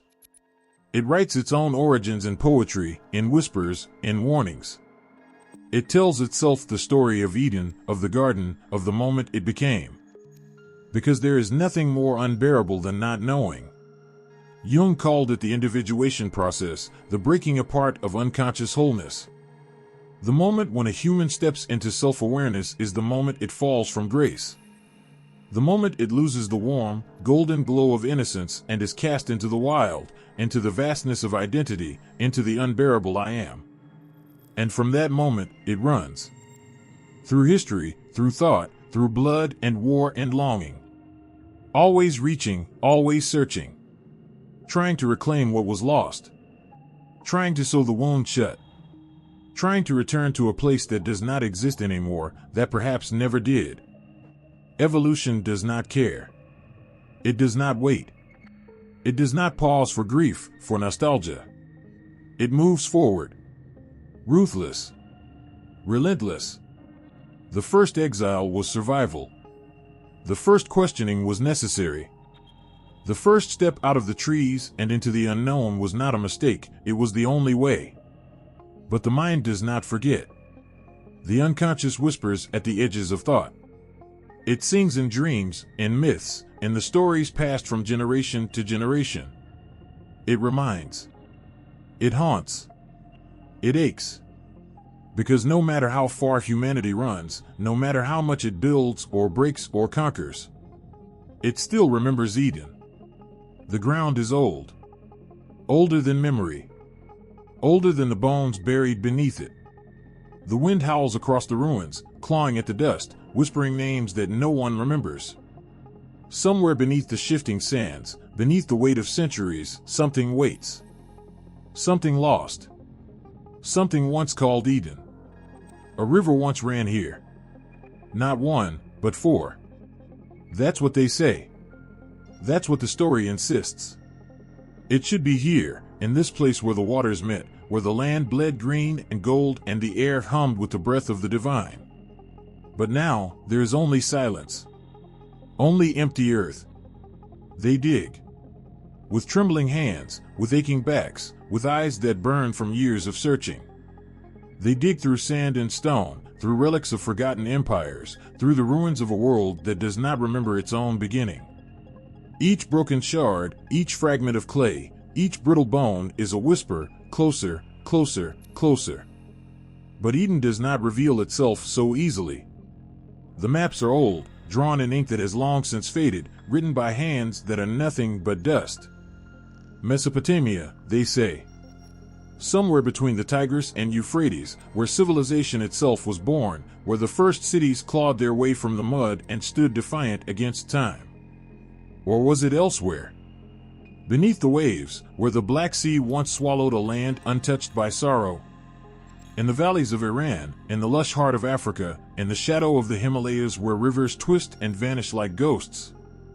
The clues scatter like ash, carried by the wind, refusing to settle. The search is not just in the soil. It is in the blood.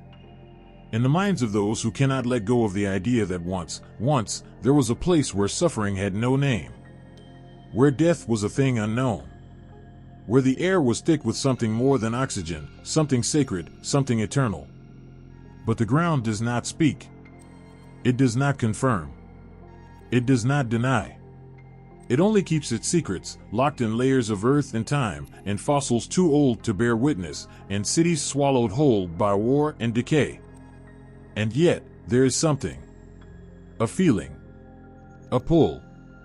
A desperate, aching certainty that Eden was real. That it must have been real. Because if it wasn't, then what is this hunger? This longing? This nameless sorrow in the hearts of those who were born into exile, who wander the world searching for something they cannot name. The past is a graveyard, and still, they dig. The first woman takes the fruit.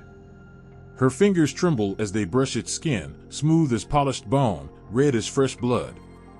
The air is thick, pulsing, waiting. A single moment hangs between silence and history, between innocence and the weight of a world yet to be born. She bites. A shudder runs through her body, something ancient and forbidden waking inside her. Knowledge, heavy and sharp, seeps into her bones. She sees him watching, his face caught between horror and hunger, between the chains of obedience and the unbearable pull of her defiance. She offers it to him, the fruit glistening with the mark of her lips. His hands are steady when he takes it. He does not hesitate. And then, the voice. Not the whisper of temptation that had slithered through the leaves, not the coaxing of something unseen, but his voice. Crashing like a storm, peeling apart the sky. The garden trembles, the earth quakes beneath their feet, and suddenly, they are nothing more than flesh and shame. He turns to her. She turns to him. And in that moment, the weight of blame is set in stone. She made me do it. The first betrayal. The first rewriting of the story. She is cast in shadow, forever the temptress, the ruin of innocence, the architect of exile. And he, helpless, obedient, merely following, never leading. The script is carved into the bones of history, etched into the walls of temples, whispered through the generations. It was her. It was always her. The echoes of that moment never fade. They slip through time, shaping hands that build altars, hands that raise laws, hands that strike down daughters for sins they never committed. She is rewritten, reshaped, twisted into something monstrous, something dangerous.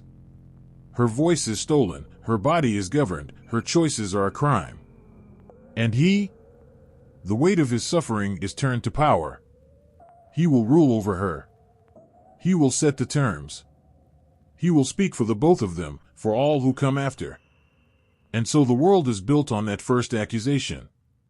She is told to bow, to obey, to carry the shame of that bite in her womb, in her silence, in the way she folds herself smaller so that she does not take up too much space. And when she dares to reach again, when she dares to seek knowledge, power, freedom, the voice thunders once more, through law, through doctrine, through the hands of those who believe they are only carrying out his will. She is Eve. She is every woman. And the garden's gates are still locked. The garden has never stopped burning. Once, there was only green, lush and endless, a paradise untouched by death. Now, the flames lick at the edges of memory, twisting through scripture, theology, belief. The gates are shut, but the embers never fade. They glow beneath pulpits and prayers, buried under centuries of doctrine, waiting for a breath, a question, a spark. A child kneels in a church, hands clasped, lips murmuring words too heavy for their small frame. If Eden was perfect, why did we fall? The preacher speaks of obedience, of sin, of a garden tainted by human hands. The answer is meant to soothe, but the child feels something else. An unease. A whisper beneath the surface. Some say Eden was never a place at all. That it is a longing, an ache embedded in the soul, the faintest echo of something lost before we ever had the chance to claim it. That the fruit was never forbidden, only misunderstood, a test of courage rather than compliance. Some say the fall was not a tragedy but a beginning, the first step toward divinity, toward knowing, toward becoming.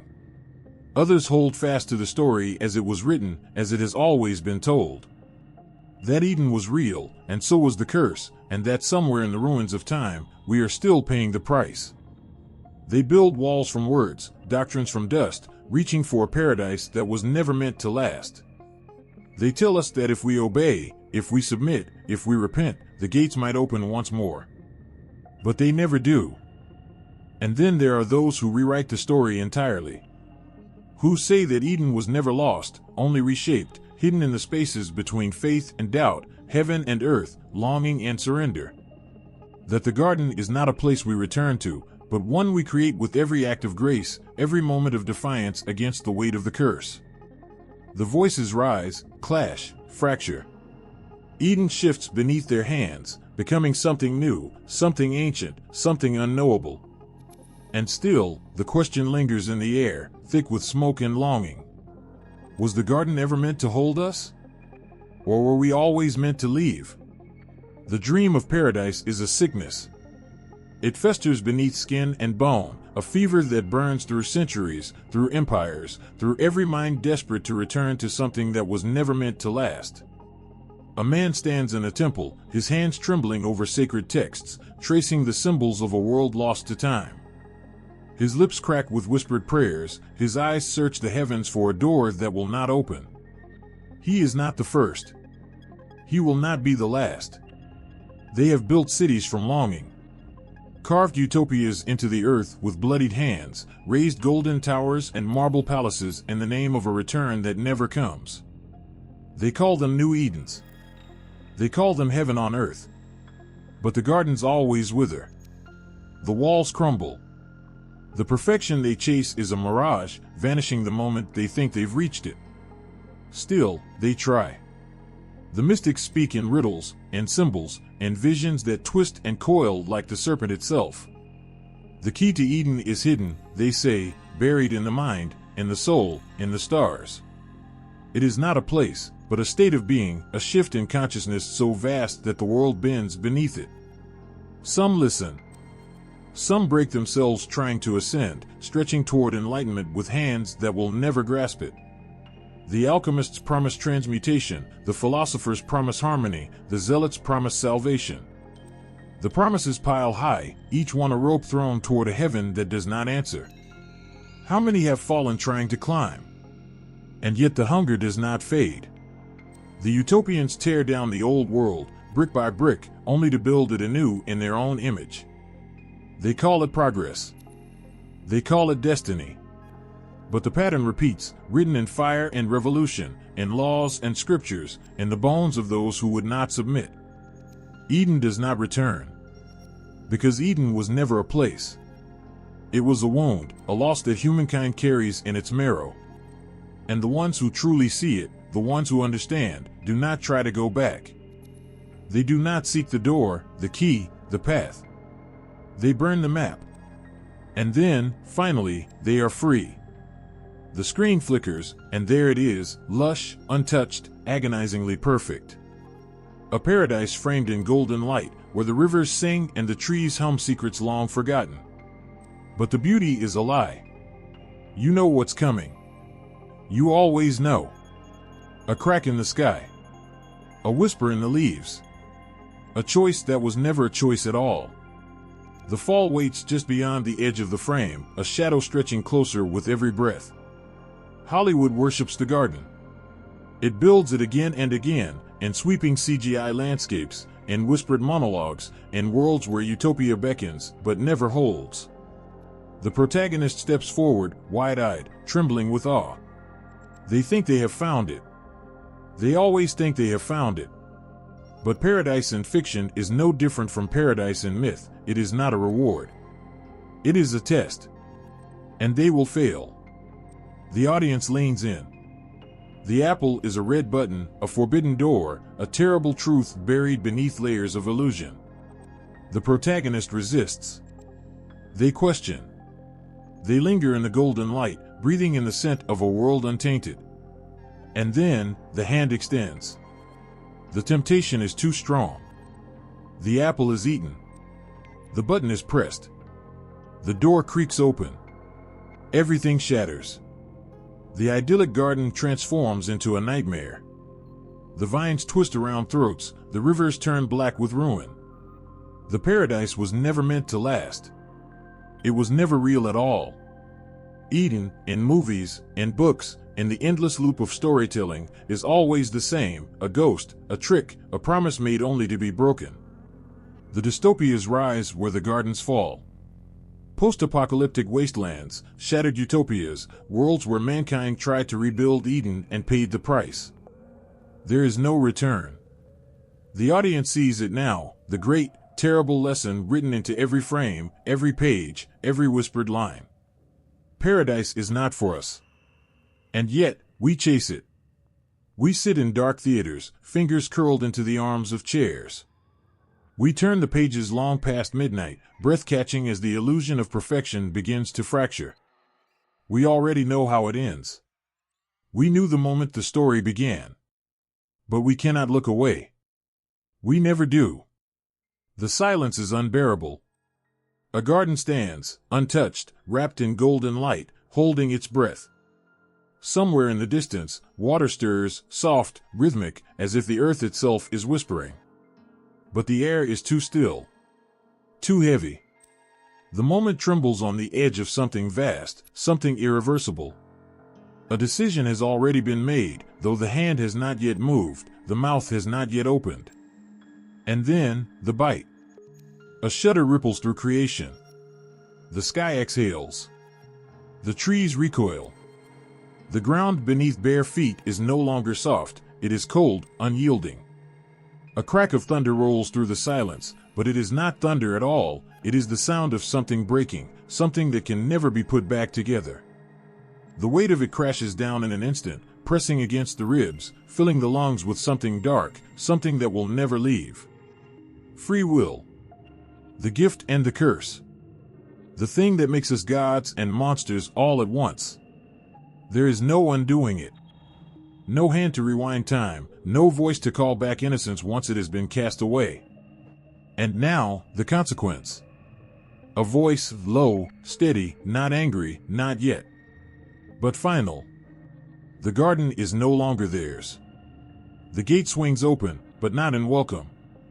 It is an expulsion, a sentence written in sweat and sorrow. A sword of flame stands between them and the paradise they destroyed. They will not return. They will walk forward now, into the dust, into the unknown, into the weight of their own choices. But even as they walk, there is something else. A whisper beneath the grief, beneath the shame. A promise. A thread of light woven into the darkness. Redemption. The road will be long. It will be brutal. Blood will be spilled. Generations will rise and fall, civilizations will burn, empires will collapse under the weight of their own corruption. There will be wars, betrayals, kingdoms built on the bones of the innocent. There will be hands reaching for power, for pleasure, for anything that numbs the ache left behind in the absence of Eden. And yet, there will also be hands raised in mercy. There will be voices that sing of hope, of grace, of a love that does not waver. There will be those who believe that no fall is too great, that no exile is permanent. That somewhere, beyond the dust, beyond the wreckage, beyond the weight of it all, there is something waiting. Not a return to Eden, but something even greater. The question hangs in the air, as sharp as the blade that guards the gate. Was it worth it? Was the price too high? Would they, if given the choice again, choose differently? The silence answers. They walk on. The taste lingers on the tongue. Sweet at first. Then something else, something bitter, something sharp. It spreads, sinking into the blood, threading itself through the marrow. There is no going back now. Somewhere, a gate swings shut with a finality that shatters the air. A sword ignites, flames licking hungrily at its blade. The way is closed. Not just for them. For everyone. They stand on the other side, bare feet sinking into the dust of a world they do not know. The weight of it presses against their shoulders, a gravity they were never meant to bear. Shame coils around them like a second skin. Everything is different now. Even the light has changed, sharper, harsher. It does not wrap around them as it once did. It exposes. They do not speak. What is there to say? They made their choice. And yet, Something else moves in the silence. A promise. It will not be easy. The ground will resist them now. Their bodies will grow weary. Love will be edged with sorrow, joy with the knowledge that it will not last. They will build, only to watch their work crumble. They will hold, only to lose. They will bring life into the world through pain. They will take life through violence. They will stretch their hands toward the heavens and wonder if they were ever meant to rise so high, or if they were always meant to fall. And still, they will keep walking. The story does not fade. It is retold, reshaped, reborn in the tongues of generations who do not know the garden but feel its loss in their bones. They carry it in the spaces between their ribs, and the hollow ache that no lover, no triumph, no empire can fill. They chase it. Some through power. Some through knowledge. Some through the quiet moments of tenderness that feel, for a fleeting second, like the echo of something long forgotten. Somewhere, in the depths of time, a voice still calls. Not with rage. Not with condemnation. But with something more dangerous. Hope. The story is not over. It never was.